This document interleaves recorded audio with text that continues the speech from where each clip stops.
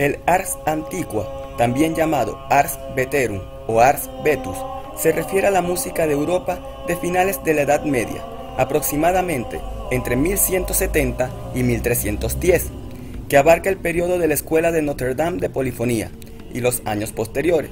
Comprende los siglos XII y XIII. En la segunda mitad del siglo XII, Europa conoció tiempos de extraordinaria prosperidad cultural.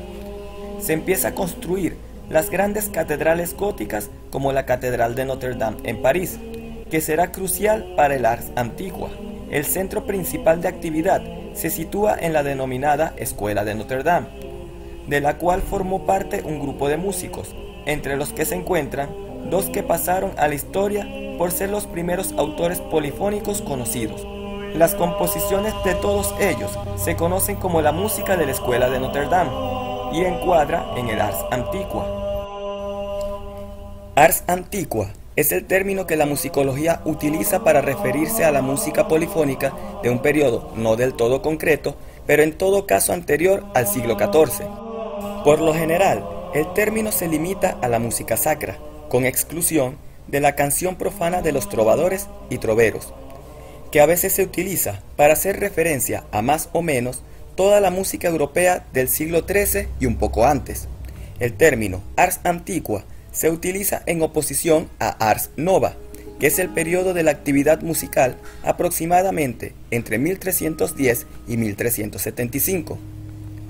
La denominación arranca del compositor francés del siglo XIV, Philippe de Vitry, que tituló su tratado publicado en 1322 Ars Nova.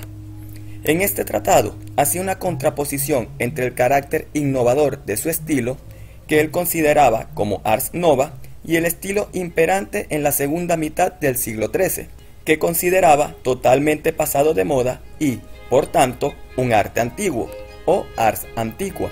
Esta denominación, acuñada en el siglo XIV, con un cierto carácter depreciativo, es lo que la moderna historiografía musical utiliza para referirse a la música polifónica europea de un periodo que no coincide en todas las fuentes. En opinión de algunos, el ars antiqua abarca toda la polifonía anterior al ars nova, es decir, anterior a 1320. Otros, en el extremo contrario, consideran que solo debe aplicarse a la música polifónica de la segunda mitad del siglo XIII, es decir, la que Philippe de Vitry consideraba especialmente pasada de moda y que viene representada por Petrus de Cruce y por Franco de Colonia. También están los que lo hacen coincidir con todo el siglo XIII. Entre estos están Leigh Jardin y Jane Chains, o diferentes profesores de la Universidad de Salamanca. Otros avanzan su inicio a finales del siglo XII. Finalmente, otro grupo considera que es la música polifónica de entre los años 1100 y 1300 aproximadamente, o bien los dos siglos, el XII y el XIII, de modo que sí incluyen la música de la Escuela de Notre Dame.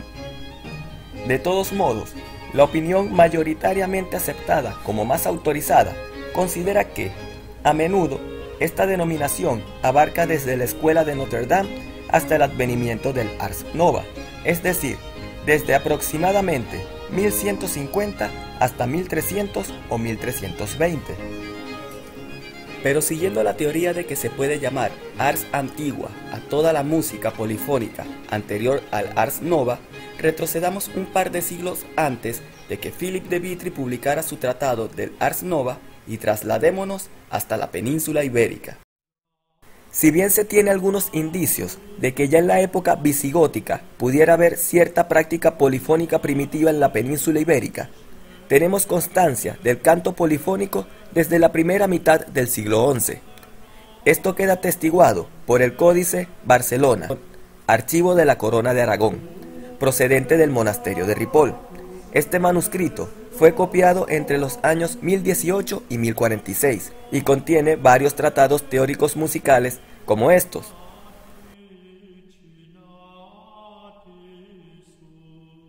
La existencia de este códice pone de manifiesto que ya a principios del siglo XI se enseñaba la doctrina polifónica en un centro tan importante como Ripoll.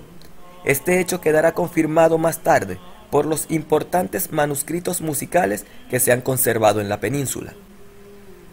A finales del siglo XI, tras la desaparición de la liturgia hispánica y su sustitución por la liturgia romana, empiezan a entrar en la península ibérica nuevos formularios con el nuevo canto gregoriano que sustituirá al canto hispánico. En estos nuevos formularios, junto con las piezas litúrgicas monódicas oficiales, entran también las nuevas técnicas de composición que se estaban desarrollando en ese momento en Occidente, como son los tropos. Estos tropos aparecen en libros tradicionales como el gradual o el antifonario, o bien en los libros específicos de tropos, como los troparios y prosarios. Inicialmente, esos nuevos tropos consistían en añadir textos adicionales a cantos monódicos ya existentes, en la adición de melismas o bien la adición de texto y música a esos cantos. Con el tiempo, se empezó a añadir a los tropos una nueva voz o a insertar nuevas melodías sobre las ya existentes, dando lugar al nacimiento de las primeras polifonías de la denominada ars antigua, con sus formas musicales asociadas, como el conductus, el organum y el motete. Por tanto, los manuscritos con las composiciones musicales más antiguas son siempre de carácter litúrgico o paralitúrgico. A pesar del carácter peyorativo que adquiere la expresión en el tratado que le da nacimiento, por los últimos años, Jacobo de Lieja, otro teórico y compositor, hacía una defensa de este estilo en su tratado Speculum Musicae.